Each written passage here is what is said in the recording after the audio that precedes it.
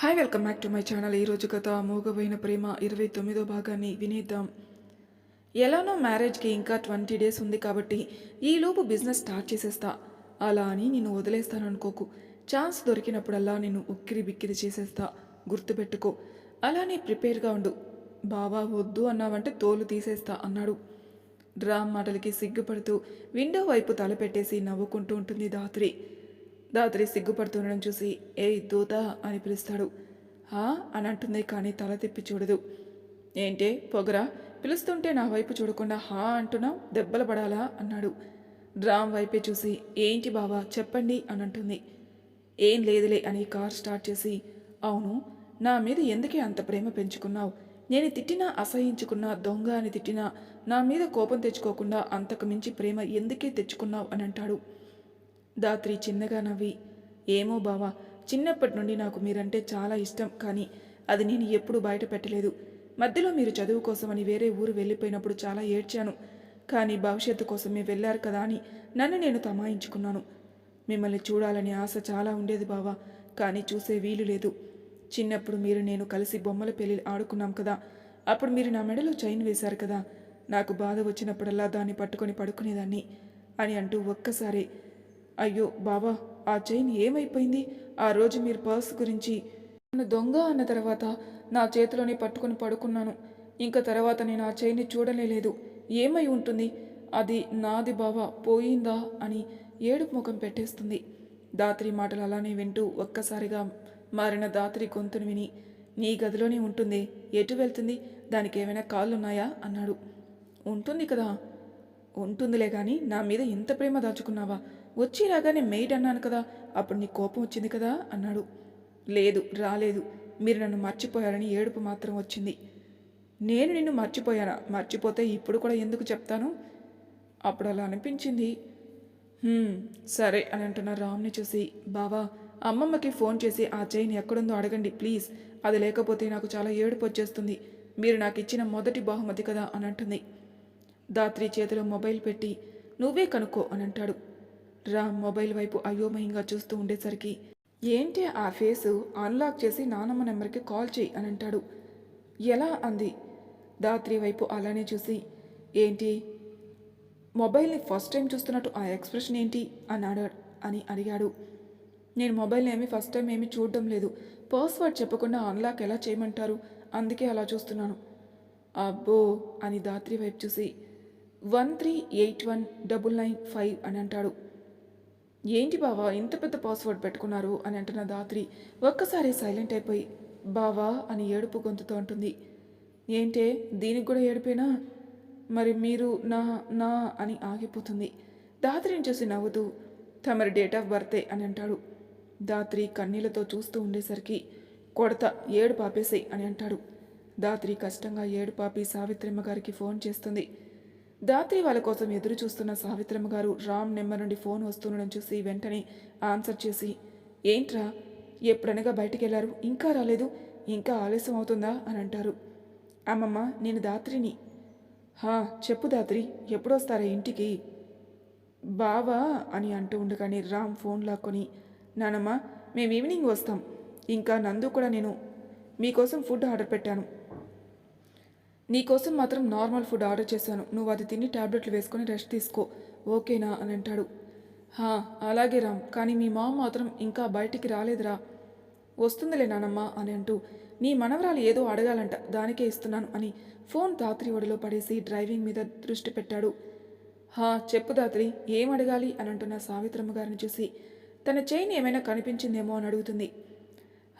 అది నా దగ్గరే ఉంది, నీ బావ ప్రేమ గుర్తు, నువ్వు చేతిలో పెట్టుకుని పడుకున్నావు, అది ఎక్కడ పోతుందో అని నా దగ్గరే దాచాను, నువ్వు ఇంటికి వచ్చిన తర్వాత ఇస్తానులే. అమ్మయ్య ఉంది కదా, ఏమైపోయిందో అని కంగారు పడ్డాను. ఎందుకే కంగారు? సర్లే, నీ బావని విసిగించకుండా వాడితో కలిసి చక్కగా తిరుగు, సరేనా? సరే అమ్మమ్మ, నువ్వు తినేసి అత్తయ్యని కూడా తినమను, టాబ్లెట్లు మర్చిపోకు, ఉంటాను అని ఫోన్ కట్ చేసి రామ్కి ఇచ్చేస్తుంది. నందు ప్రశాంత్ చేతిలో చెయ్యి వేసుకుని వారి ఫేవరెట్ స్పాట్ అయిన కేబీఆర్ పార్క్లో కూర్చుని కూల్గా ఉన్న క్లైమేట్ని ఎంజాయ్ చేస్తూ ఐస్ క్రీమ్ తింటూ ఉంటారు. నందు, చెప్పు ప్రశాంత్, మీ అన్నయ్య ఇంత తొందరగా మనలావుని యాక్సెప్ట్ చేస్తారని అనుకున్నావా? అసలు నాకు ఇదంతా తెలియదు కదా. అసలు మా అన్నయ్య నిన్ను ఎప్పుడు కలిశాడో అది చెప్పు. నీకు చెప్పలేదు కదా అని అంటూ, మీ అన్నయ్య ఫ్రెండ్ నరేష్ అంట, తను నా దగ్గరికి వచ్చాడు. మీ అన్నయ్య నెంబర్ ఇచ్చి వెళ్ళాడు. నేను కాల్ చేసి మాట్లాడాను మీ అన్నయ్యతో. ఇంకా ఇప్పుడు డైరెక్ట్గా మీట్ అయ్యి నిన్ను సర్ప్రైజ్ చేశాం. అంతేకాని నందు, మీ అన్నయ్య నువ్వు చెప్పినట్టయితే లేరు. చాలా బాగా మాట్లాడారు. వచ్చిన కొత్తలో పొగరుగా ఉంటే వీడు కూడా మా మామ రత్నమే. వీడికి కూడా చెప్పే ఛాన్స్ లేదులే. డాడీకి మాత్రం చెప్పి నేను పెళ్లి చేసుకుందాం అనుకున్నాను, కానీ మా అన్నయ్య అదంతా మామ్ బిహేవియర్ వల్ల అలా ప్రవర్తించాడని అర్థమై ఫీల్ అయ్యాను. నీకు ఆల్రెడీ చెప్పా కదా వదిన విషయంలో ఎలా రియాక్ట్ అయ్యాడు. హా, మీ వదిన అన్నయ్య సూపర్ జోడి. ఏం జరిగినా మీ వదిన చెయ్యి అయితే వదలడు మీ అన్నయ్య. ఇది మాత్రం నిజం. అవును, అది అర్థమైంది మాకు కూడా అంది. అయితే మ్యారేజ్ ఈ మంత్లోనే అనమాట. ఫుల్ బిజీ అవుతావులే. నువ్వు కూడా చేస్తావు కదా, అంత బిజీ ఉండనులే అని అంటారు. ఇద్దరు కాసేపు మాట్లాడుకొని టైంపాస్ చేస్తూ ఉంటారు. అవునే మెంటల్, నీకు నిజంగా స్టడీస్ మీద ఇంట్రెస్ట్ లేదా, లేదంటే సరదాగా చెప్పావా? నిజంగా లేదు బావా అంది. నీకు టీచర్ ప్రొఫెషన్ అంటే ఇష్టమని తెలుసు, ఎందుకు ఇంట్రెస్ట్ లేదని చెప్తున్నావు? రామ్ మాటికి దాత్రి సైలెంట్ అయిపోతే, అవునా కాదా చెప్పు అని అంటాడు. ఇష్టమే, కానీ ఇప్పుడు అవన్నీ నా వల్ల కాదు అంటుంది. ఒక పని చేద్దాం. ఏంటి బావా? నీకు ఇంట్రెస్ట్ రావాలంటే నువ్వు మన ఇంటి చుట్టుపక్కల ఉన్న పిల్లలకి ట్యూషన్ చెప్పు. అప్పుడు ఆటోమేటిక్గా ఇంట్రెస్ట్ వస్తుంది. ఒక 3 months టైం ఇస్తున్నాను. అప్పటికి నువ్వు అదే ఆలోచన ఉంటే వదిలేద్దాం, ఓకేనా అన్నాడు. ఎవరు వస్తారు బావా? ఒకవేళ వచ్చినా వాళ్ళు నా మాట వింటారా? వినకపోతే వినేలా చేయాలి, అంతేకాని ఓటమి ఒప్పుకోకూడదు. ఇప్పుడు ఎందుకింత పట్టుబడుతున్నారు బావా అంది. నీకంటూ ఒక ఐడెంటిటీ ఉండాలని నా మాట విను. ఒక 3 months ట్రై చెయ్యి. రామ్ అంతలా చెప్పేసరికి సరే అన్నట్టుంది. గుడ్, రేపటి నుండి స్టార్ట్ చేయాలి. ముందు ఎవరు రావట్లేదని డిసప్పాయింట్ అవ్వకుండా క్యూట్గా మాట్లాడి పిల్లల్ని అట్రాక్ట్ చెయ్యి. నీకు అది అలవాటే కదా. నన్ను అలానే నీ వైపు లాగేసావు కదా, చిన్నపిల్లల్ని ఇంప్రెస్ చేయలేవా అన్నాడు. బావా ఏంటి మీరు? ఏంటి? ఏం లేదులే. అయినా మన ఇంటి దగ్గర పిల్లలు పెంకి పిల్లలు కాదులే, వింటారు చెప్తే. వాళ్ళల్లో సరోజిని అక్క కొడుకు బబ్లూకి నేనంటే చాలా ఇష్టం.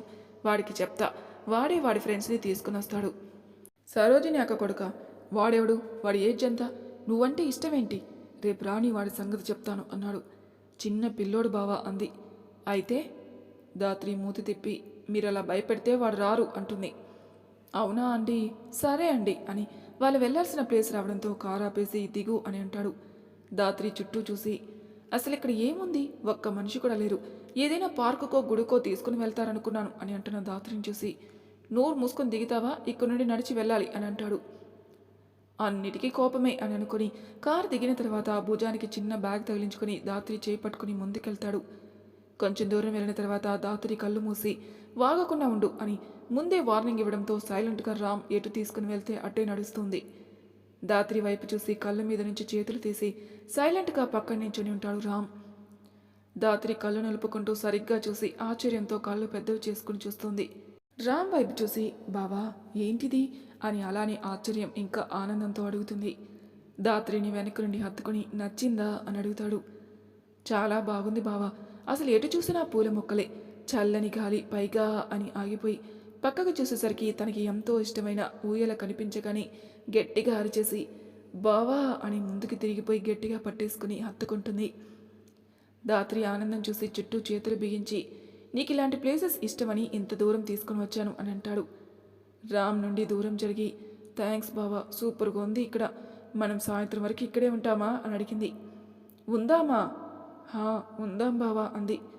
రాణిగారు కోరిన తర్వాత తీర్చకుండా ఉంటానా అని పక్కన ఉన్న రోజ్ ఫ్లవర్ తీసుకుని దాత్రి ముందు మోకాల మీద కూర్చొని, I love you my sweet heart అని అంటాడు. దాత్రి నోటి మీద చెయ్యి వేసుకుని ఏడుస్తూ రామ్ చేతుల నుండి ఫ్లవర్ తీసుకోవడానికి చెయ్యి ముందుకు పెడుతుంది.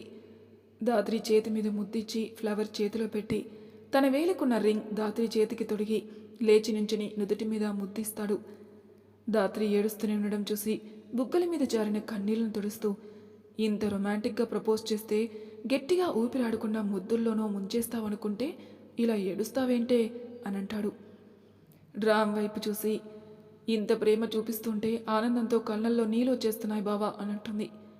ఇంకెప్పుడు నీ కళ్ళల్లో నీళ్లు రాకూడదు, అది ఆనందంతో అయినా సరే బాధతో అయినా సరే, గాట్ ఇట్ అన్నాడు. అని రామ్కి దగ్గరగా జరుగుతుంది. దాత్రిని చూసి, అన్ఎక్స్పెక్టెడ్గా మాత్రమే హక్ చేసుకుంటావా, ఇలా సైలెంట్గా ఉన్నప్పుడు పట్టుకోవడానికి భయపడుతున్నావు అని అంటాడు. అలా ఏం కాదు, కాకపోతే ఫస్ట్ టైం ఏడుస్తూ పట్టుకున్నావు, సెకండ్ టైం మామ్ మన గురించి ఒప్పుకున్నప్పుడు, నెక్స్ట్ నీకు ఇష్టమైన ఉయ్యాల చూడగానే హత్తుకున్నావు, అంతేనా? ఇలా సడన్ అటాక్స్ మాత్రం చేస్తావా బావా అని మూతి ముడుచుకున్న ధాత్రిని చూసి ఫోర్స్గా మీదకి లాక్కొని గట్టిగా హత్తుకుంటూ, ఈరోజంతా నీదే, నీకు ఇష్టం వచ్చినంతసేపు ఇక్కడ ఎంజాయ్ చేయి, నిన్ను ఆపేవారు లేరు. అవును, నా లవ్ చెప్పా కదా, మరి నువ్వు కూడా చెప్పాలి కదా అని అంటాడు. ధాత్రి నవ్వుతూ రామ్ బుగ్గ మీద ముద్దు పెట్టి పారిపోయేలోపే రామ్ చడుక్కున పట్టేసుకుని పెదవుల మీద ముద్దు పెడుతూ ఉంటాడు. చుట్టూ పూల మధ్య చెలికాడి ముద్దులో తన్ని తాను పూర్తిగా మైమరిచిపోయి రామ్ వీపు మీద చేతులు బిగిస్తుంది ధాత్రి. కళ్ళు మూసుకుని ఉన్న ధాత్రిని చూసి కింద పెదవి కొరికి దూరం జరుగుతాడు రామ్. రామ్ వైపు చిరుకోపంగా చూసి, బావా ఇక్కడికి ఎవరూ రారా అని టాపిక్ మారుస్తూ అడుగుతుంది. వస్తారు కానీ ఎక్కువగా కాదు, అయినా ఇప్పుడు ఎవరైనా వస్తే ఏంటి, రాకపోతే ఏంటి, పద ఉయ్యాలు ఊపుతా అని ఉయ్యాల దగ్గరికి లాక్కొని వెళ్తాడు. ధాత్రిని ఉయ్యాల్లో కూర్చోబెట్టి చిన్నగా ఊపుతున్న రామ్ని చూసి చిన్నప్పుడు సంఘటనే గుర్తుకొస్తుంది. బావా నన్ను ఉయ్యాలు ఊపవు, అక్కడ ఉన్నవాళ్ళు ఎవ్వరూ కూడా నన్ను ఎక్కించడం లేదు, నువ్వు వచ్చి అడుగు అని రామ్ తోటలో కూర్చొని ఉండగా ఏడుస్తూ వచ్చి ముద్దుగా అడుగుతుంది 7 ఏళ్ల ధాత్రి. నిన్ను ఎవరో ఊపాలా ఏంటి, నీకు ఉయ్యాల ఎక్కాలని ఉంది అంతే కదా, ఉండు అని వాళ్ళ తోటలో ఉన్న సపోటా చెట్టుకి ఊయల కడతాడు 11 ఏళ్ల రామ్. ధాత్రిని కూర్చోబెట్టి చిన్నగా ఊపుతూ నవ్విస్తున్న రామ్ని చూసి హ్యాపీగా కేరింతలు కొడుతూ ఉండగా రామ్ని ఎవరో పిలిచినట్టు అనిపించి ఇప్పుడే వస్తాను అని రామ్ పక్కకు వెళ్ళగానే అక్కడికొచ్చిన దేవిగారు విసురుగా ధాత్రిని కిందికి లాగేసి ఉయ్యాల తాడు తెంపేసి వెళ్ళిపోవడం ఒక్కసారిగా గుర్తుకొచ్చి రియాలిటీలోకి వచ్చి చుట్టూ చూస్తుంది ధాత్రి. ధాత్రి ముఖంలో మారిన ఎక్స్ప్రెషన్ చూసి ఉయ్యాల ఊపడం ఆపేసి తన ముందుకొచ్చి తనని లేపి ఉయ్యాల్లో కూర్చుని ధాత్రిని ఒడిలో లాక్కుంటాడు. ధాత్రి ఫేస్ తన వైపుకి తిప్పుకొని ఫ్లాష్ బ్యాక్ గుర్తు చేసుకున్నావా అని అంటాడు. అయినా మౌనంగా ఉన్న ధాత్రిని చూసి పాస్ట్ ఎందుకే, ప్రెజెంట్ నీతోనే ఉన్నాను కదా అని బుగ్గల మీద ముద్దిస్తూ అంటాడు. అప్పుడు అత్తయ్యకి నేనంటే ఇష్టం లేదు కాబట్టి అలా చేశారు, ఇప్పుడు అలా చెయ్యరులే అని అనుకుని ఇష్టంగా రామ్ భుజం మీద తల పెట్టుకుని బావా ఒకటి అడగనా అని అంటుంది. అడుగు అని ముఖం మీద పడుతున్న పిల్ల వెంట్రుకల్ని చెవి వెనక పెడుతూ ఉంటాడు. మీరు ఆస్ట్రేలియా నుండి వచ్చేటప్పటికి ఒకవేళ నా పెళ్లి వేరే ఎవరితో అయినా జరిగిపోయి ఉంటే? అంతలేదు, అలా ఎలా ఊరుకుంటా, ఇంట్లో వాడికి నేను పెళ్లి ఫిక్స్ అయిందని ఒక్క మాట చెప్తారు కదా, అప్పుడు వచ్చి ఎత్తుకుపోయేవాడిని అంతే అన్నాడు. నిజమా అని అంటున్న ధాత్రిని చూసి గట్టిగా బుగ్గ కొరికేసి ఏంటే నిజమా అని అడుగుతున్నావు, పోతే పోయిందిలేని వదిలేసుకుంటానా, చిన్నప్పటి నుండి లవ్ ఇక్కడ, అంత ఈజీగా వదులుకోను అని అంటాడు. ధాత్రి హ్యాపీ అయిపోతూ బావా ఆకలేస్తుంది అని అంటుంది. ఏంటి నీకే అని ముద్దుగా ఉన్న ధాత్రిని చూసి పొట్ట తనుముతూ నిజమేనే, నీ బొజ్జ ఆకలి కేకలు పెడుతుంది అని దొరికిందే ఛాన్స్ నీకు ఇచ్చేసి వదులుతాడు. అబ్బా బావా ఇంకోసారి మీరు అలా చేశారే అనుకో అని వేలు చూపిస్తుంది. ఏం చేస్తావే, చెప్పు ఏం చేస్తావు అని మెడ దగ్గర గట్టిగా కొరికి, ఇప్పుడు మెడ దగ్గర కొరికాను, ఏం చేస్తావు చెప్పు, నాకే వేలు చూపిస్తావా, చెప్తా నాగు నీ సంగతి, ముందు నీ ఆకలి తీర్చి అప్పుడు తేల్చుతా నీ పని అని ధాత్రిని ఉయ్యాల్లో కూర్చోబెట్టి పక్కన పెట్టిన బ్యాగ్ని తీసుకురావడానికి వెళ్తాడు. ధాత్రిని టెన్షన్ పడుతూ ఇదేంటి ఇలా వేలు చూపించేశాను, అసలే బావకి కోపం ఎక్కువ ఉంటుంది, ఇప్పుడు ఇంకా వచ్చినట్టుంది అని గోర్లు కొరికేస్తూ ఉంటుంది. ధాత్రిని చూస్తూనే తన బ్యాగ్లో ఉన్న మినీ క్యాంపింగ్ టెంట్ బయటికి తీసి పూల చెట్ల మధ్యలో సెట్ చేస్తూ ఉంటాడు. రామ్ వైపే చూస్తూ ఉయ్యాల దిగి బావా ఏమైనా సహాయం చేయినా అని అడుగుతుంది. ధాత్రిని ఒక చూపు చూసి మళ్ళీ తన పనిలో పడిన రామ్ని చూస్తుంది. వచ్చేసింది కోపం, అర్థమైపోతుంది కదా ఈయన గారి ఫేస్ చూస్తుంటే అని అనుకుని సైలెంట్గా పక్కన నిలబడి చూస్తూ ఉంది. మొత్తం సెట్ చేసేసి లోపలికెళ్ళి బ్యాగ్లో ఉన్న ఐటమ్స్ అన్నీ ఒక్కొక్కటి పక్కన పెట్టి ఇంకా బయటే నిలబడి దిక్కులు చూస్తున్న ధాత్రిని చూసి ఏంటి బొట్టు పెట్టి హారతిస్తే గానీ లోపలికి రావా అని అంటాడు. రామ్ మాటకి భయపడుతూ వస్తున్నాను బావా అని మెల్లగా లోపలికి వెళ్తుంది. ధాత్రి లోపలికి రాగానే టెంట్ చిప్ క్లోజ్ చేసేసి చేతిలో ఫ్రూట్స్ చాక్ పెట్టి తిను అని అంటాడు. రామ్ కోపంగా చూస్తూనే చేతిలో ఉన్న ఫ్రూట్స్ని చూస్తూ తినాలని అనిపించగా పక్కన పెట్టేస్తూ ఉంటుంది. ఏంటి నాటకాలా, తినకుండా పక్కన పెడుతున్నావు, తిను అని అంటాడు. నాకొద్దు, తినాలని అనిపించడం లేదు అని వస్తున్న కన్నీళ్లను కనపడకుండా మేనేజ్ చేయడానికి చూస్తుంది. ధాత్రి తల కిందికి దించుకొని ఏడుస్తుందని అర్థమై ఇప్పుడు ఎందుకు ఏడుస్తున్నావు, నేనేమైనా అన్నానా అని అంటాడు. అయినా ఏడుస్తున్న ధాత్రిని చూసి గట్టిగా చేయి పట్టుకుని ఏడ్చావంటే నరుకుతా. ఎప్పుడు చూడు రెడీగా ఉంటాయి బయటికి రావడానికి. ఇప్పుడు ఏడుపు ఆపలేదనుకో ఏం చేస్తానో చూడు అని అంటాడు. ఏదో పొరపాటున వేలు చూపించాను, అంత మాత్రానికి నాతో మాట్లాడడం మానేస్తే నాకు ఏడుపు రాకుండా ఉంటుందా అని వెక్కుతూనే అంటుంది ధాత్రి. ధాత్రి ఏడుపు చూసి, ఇప్పుడు మాట్లాడుతుంది ఎవడు? నేనే కదా. ఎక్కడ నీతో మాట్లాడుకున్నా ఉన్నాను? చిప్పుందా పోయిందా అని అంటాడు. మీరు మామూలుగా మాట్లాడడం లేదు, కోపంగా మాట్లాడుతున్నారు. కావాలంటే మీ కోపం పోయే వరకు నన్ను తిట్టండి, కొట్టండి, అంతేకాని ఇలా ఉంటే నాకు ఏడుపు వచ్చేస్తుంది. ధాత్రిని చూసి తల పట్టుకుని, నీతో చాలా కష్టమే. ఏదో సరదాగా ఆట పట్టిద్దామని అనుకుంటే ఏది వెటకారమో ఏది కోపమో కూడా తెలియదు నీకు. నీలాంటి దూత కోసం నేను ఇన్ని అరేంజ్మెంట్ చేశాను. నువ్వేమో ఏడుపోయి నా జీవిత గమ్యం అని అనుకుంటూ నా మూడు మొత్తం స్పాయిల్ చేస్తున్నావు. ఇప్పుడు నువ్వు ఆ ఏడు పాపి నార్మల్ అవ్వలేదో చంపేస్తాను రాక్షసి అని అంటాడు. రామ్ని చూసి కళ్ళు తుడుచుకొని, అయితే నా మీద కోపం లేదా? సరదాగా ఇలా చేశారా అంటే నేను మీకు వేలు చూపించినా అని కోపంగా లేదా మీకు అంటుంది. లేదు అని యాపిల్ కట్ చేసి నోటు దగ్గర పెడుతూ, తిను, చాలా పనుంది నీతో. ఇక్కడికొచ్చి ఇంతసేపు అవుతుంది, సరిగ్గా మాట్లాడుకోవడానికి లేదు. తమరేమో ఎప్పుడు ఛాన్స్ దొరుకుతుందా, ఎప్పుడు ఏడుస్తూ ఉందామా అని చూస్తూ ఉంటారు. ఇంకెక్కడా మాటలు వస్తాయిలే నీకు అని తినిపిస్తూనే ముద్దుగా తిడుతూ ఉంటాడు రామ్. మరి తర్వాయి భాగంలో ఏం జరుగుతుందో నెక్స్ట్ ఎపిసోడ్లో తెలుసుకుందాం. అంతవరకు నా ఛానల్ సబ్స్క్రైబ్ చేయని వాళ్ళు ప్లీజ్ సబ్స్క్రైబ్ చేసుకోండి, లైక్ చేసి షేర్ చేయండి, మీ అభిప్రాయాలు నాకు కామెంట్ రూపంలో తెలియజేయండి. Thank you for listening.